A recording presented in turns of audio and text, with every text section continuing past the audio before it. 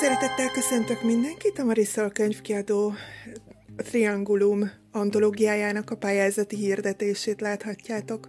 Nagyon szépen köszönjük a beküldött pályaműveket, most is több mint 300 pályamű érkezett be, úgyhogy idén is nehéz volt a dolga a zsűrinek.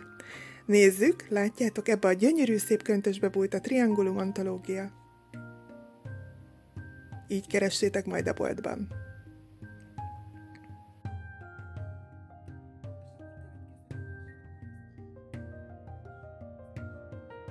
És akkor nem is húzom tovább az időt, az első korosztály díjazottjai jönnek. Első korcsoport harmadik helyezése Nereida. Az első korcsoportban 2 második helyezést osztottunk, Tóth Emese és Sípos Dorka.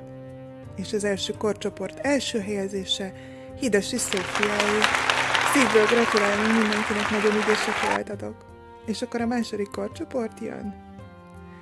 Második korcsoport harmadik helyezését Bellák Benedek kapta. Második korcsoport második helyezését Rapi Alexandra és Bartali Zsófia kapja. És a második korcsoport első helyezése Sas Dorottyáé. Szívből gratulálunk nektek is. És jöjjön a harmadik korcsoport, a harmadik korosztály. Harmadik korcsoport harmadik helyezése Fajt Eveliné. Harmadik korcsoport második helyezése Tiasziara Álmos Bogáté.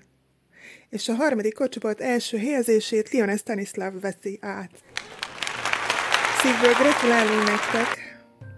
És akkor a negyedik korosztály jön. Negyedik korosztály harmadik helyezése Kovács Bertoldé. A második helyezést Hidasi Nagy Mária kapta. És a negyedik korcsoport első helyezése Gyurkovics Anikóé. Szívből gratulálunk nektek, nagyon jó novellák születtek, köszönjük szépen!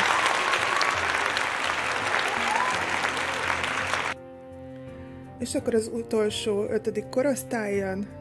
5. korosztály harmadik helyezése Zsédeli Lászlóé. 5. korcsoport második helyezése Kerék Dávid. És az 5. korcsoport első helyezése Fedina Lídiáé. Szívből köszönjük a beküldött pályamunkákat. Nagyon szépen köszönjük a pályázatokat. Érdekesség, hogy a legfiatalabb bíró 14, a legidősebb bíró 75 éves. Nagyon szépen köszönjük a beküldött pályázatokat. Szívből gratulálunk mindenkinek, és aki most esetleg nem került be az antológiába, ne búsuljon, írunk még ki pályázatot.